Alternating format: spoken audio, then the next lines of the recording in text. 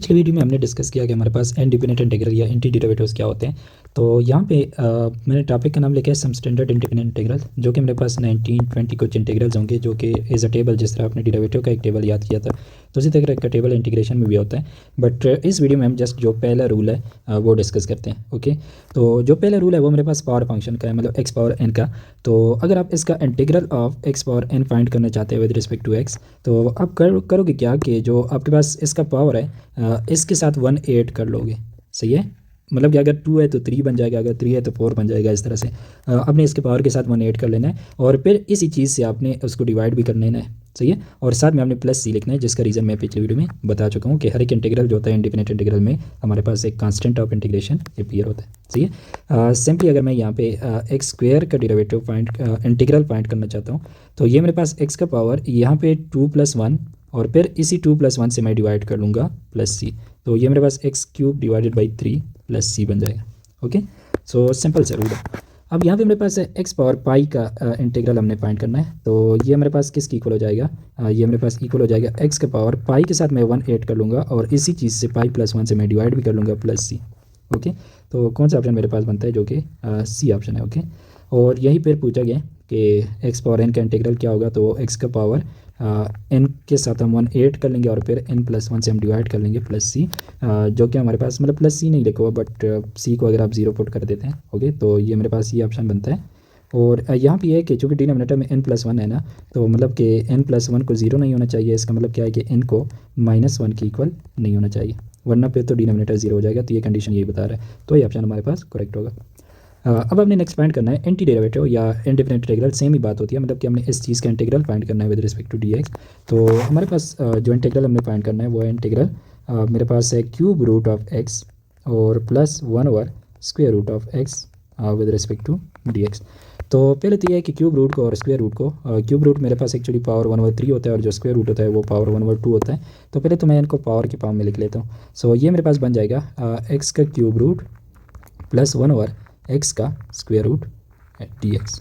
Okay, अब मेरे पास ये इंटीग्रल एक्स का क्यूब रूट प्लस ये मेरे पास है एक्स की पावर 1/2। अगर मैं इस चीज़ को ऊपर लेके जाता हूँ तो ये मेरे पास क्या बन जाएगा, एक्स का पावर -1/2 डी एक्स।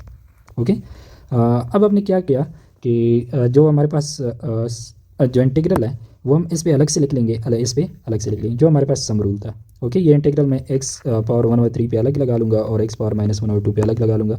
तो ये मेरे पास क्या बन जाएगा, this will be equal to integral x का पावर 1/3 डी एक्स और बीच में प्लस है, और इंटीग्रल एक्स का पावर -1/2 डी एक्स। ओके ना, अब हमारे पास क्या रूल था कि 1/3 के साथ आप 1 प्लस करोगे और इसी चीज़ से 1/3 + 1 से इसको डिवाइड कर लोगे।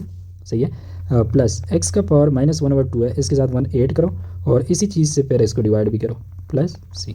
ओके, अब आपको पता है कि 1 + 1/3 किसकी इक्वल होता है, ये 4/3 की इक्वल होता है। 1 + 1/3 दैट इज इक्वल टू 4/3। और यहाँ से आपके पास 1 - 1/2 क्या बनता है, मतलब -1/2 + 1 वो 1/2 की इक्वल होता है। तो यहाँ पे भी हमारे पास सेम है। तो ये मेरे पास क्या बन जाएगा, एक्स का पावर 4/3 और डिवीजन में भी मेरे पास ये 4/3 प्लस एक्स का पावर 1/2 और डिवीजन में भी 1/2 प्लस सी। अब ये जो 3 है ये डबल डिनोमिनेटर में, ये कोफिशिएंट में आ जाएगा यहाँ पे। ओके, और ये 2 भी हमारे पास यहाँ पे आ जाएगा। ओके, तो ये मेरे पास क्या बन जाएगा, 3x 3/4 एक्स का पावर 4/3 प्लस 2x के पावर 1/2 प्लस सी। ओके, जो कि आपके पास ऑप्शन नंबर ए बनता है। सही है, अब हमारे पास नेक्स्ट एक फंक्शन, हमारे पास फंक्शन का डेरिवेटिव गिवन है f prime is equal to this, और आपने एफ फाइंड करना है, मतलब आपने डेरिवेटिव आपको गिवन है, आपने एंटी डेरिवेटिव फाइंड करना है। सही है, तो जो प्रॉपर्टी हमने पढ़ी थी वो ये थी कि हमारे पास integral F prime of X D x that is equal to F of x plus C. Okay, ये प्रॉपर्टी हमने पढ़ी थी। अब इसमें हमें एफ प्राइम गिवन है तो वो हम यहाँ पे पुट कर लेते हैं, और एफ ऑफ एक्स हमें नहीं गिवन तो ये हम फाइंड करेंगे। ओके, और ये भी मैंने बताया था कि कांस्टेंट ऑफ इंटीग्रेशन हम इस एक्स्ट्रा इन्फॉर्मेशन से हम सी की वैल्यू निकालेंगे, जो कि हम देखते हैं अभी। ओके, तो पहले हम क्या कर लेते हैं कि एफ प्राइम ऑफ एक्स की वैल्यू यहाँ से उठा के यहाँ पे पुट कर लेते हैं। तो ये मेरे पास क्या बन जाएगा, this will be equal to integral F prime of x की वैल्यू है 4x³ - 3। एक्स डिनोमिनेटर में है तो एक्स की पावर में -4 लिख लेता हूँ।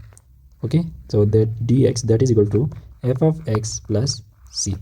ओके, अच्छा, अब हमारे पास है पहले इंटीग्रल ऑफ इस पे अलग से लगा लूँगा, इस पे अलग से लगा लूँगा। तो 4 तो कांस्टेंट है, तो ये मेरे पास 4 इंटीग्रल ऑफ एक्स क्यूब बन जाएगा। सही है, डी एक्स। बीच में मेरे पास माइनस है, 3 कांस्टेंट है तो इंटीग्रल से बाहर आएगा, और एक्स का पावर -4 ये वाला। सही है, and d x that is equal to F of x plus C. Okay, अब ये मेरे पास 4 है, 4 को एज इट इज़ लगा लूँगा, और एक्स क्यूब का इंटीग्रल क्या बनता है, एक्स के पावर 3 + 1 कर लेंगे डिवाइडेड बाई 3 + 1 कर लेंगे। ओके, एंड -3 एक्स पावर -4 है, तो एक्स पावर -4 + 1 डिवाइडेड बाई -4 + 1 हो जाएगा, and that is equal to F of x plus सी।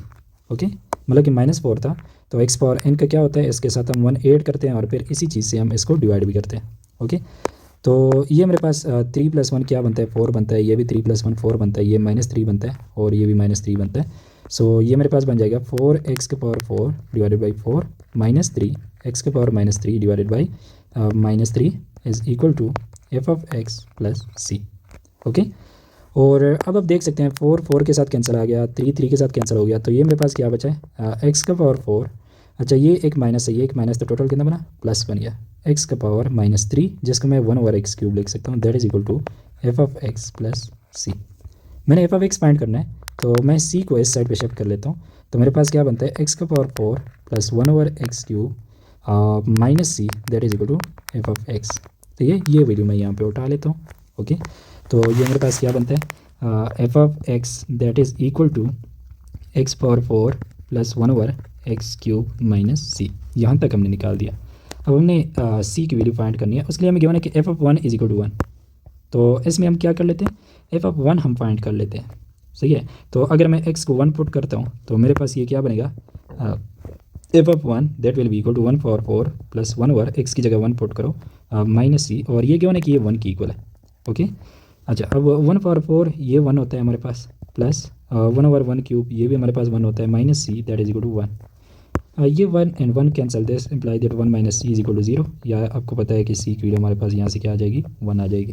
ये वैल्यू यहाँ पे पुट कर लो, सी इज इक्वल टू 1, सी की वैल्यू आप 1 पुट कर लो, तो आपके पास एफ ऑफ एक्स जो फंक्शन है वो किसकी इक्वल हो जाएगा, x power 4 plus 1/x³ minus 1। Okay, तो ये आपके पास इनिशियल कंडीशन से आपके पास कांस्टेंट ऑफ इंटीग्रेशन की वैल्यू भी निकल आ गई, जो कि ये आपके पास फंक्शन बना है, तो ये आपके पास सी ऑप्शन करेक्ट होगा। सही है, तो यहाँ पे आइडिया एक तो हमने इस क्वेश्चन में ये वाला जो रूल था वो भी हमने यूज़ किया, और दूसरा जो बात मैंने बताई थी कि कांस्टेंट ऑफ इंटीग्रेशन हम इसको बोलते हैं इनिशियल कंडीशन।